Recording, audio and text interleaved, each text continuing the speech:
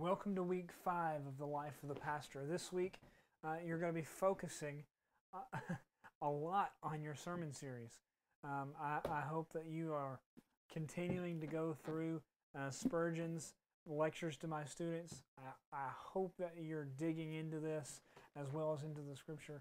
I know this book is challenging in more ways than one. It's challenging with its old English from the 1800s. It's challenging with its length. It's challenging with its depth.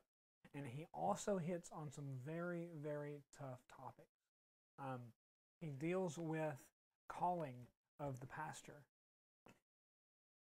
And there are some things that we find in this textbook that don't apply anymore.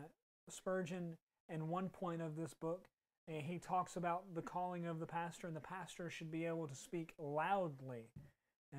That he should be able to speak very loud so that many people can hear him from one spot. As you can probably tell, I'm not the loudest person myself, but thankfully we live in a day where microphones can amplify our voices better than we can. So some of those things apply culturally, but when we deal with the depth of what he's talking about, when he's dealing with the heart of the pastor, that definitely applies today. So apply that to your life. Search your own heart as you're going through this textbook.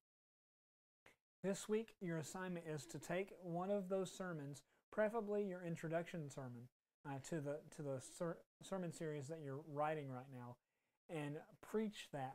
Preach that on video, and then you're going to be turning that in this week. And you can do that on Google Classroom, which is linked in the class for you. So that's where you'll be turning that in. And you'll be getting a grade and a response on that as soon as I get to that this week or next week. But this week, continue to go at it. Continue to seek God. Continue to work on this sermon series.